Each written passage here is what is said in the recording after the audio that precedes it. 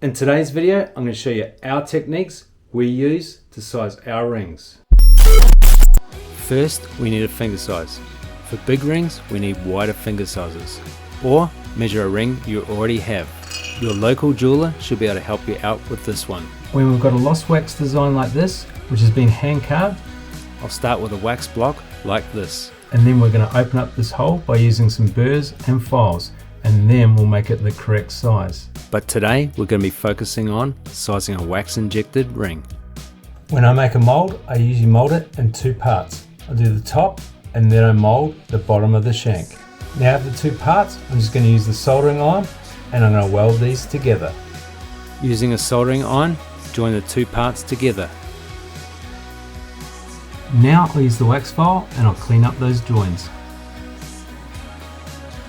When it's a design that we have the molds and we've injected the wax, what we're going to do is cut it at the back, open it up and add a piece in. Now this ring needs to be sized to 11.5. At the moment it's a size 10.5, so we just got to take out one size. Now we take this measurement from the leading edge and we do it from the back of the band.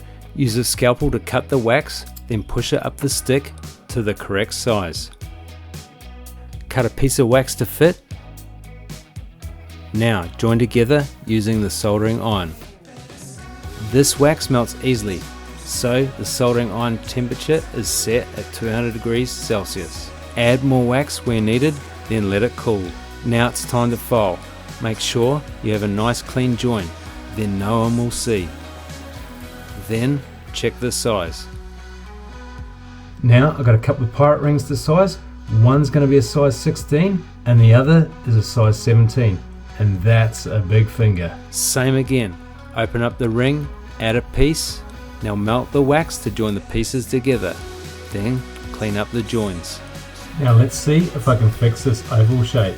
Because this went up many sizes, I'm going to run this one under the hot water to soften the wax. Leave it on the stick. Now run cold water over and it should hold its shape. There is a little shrinkage after casting. By the time you've filed, sanded and polished, it should be the right size. If it's not quite there, you might need to give it a few taps with the hammer just to get it right. Now it's on the tree, ready for casting.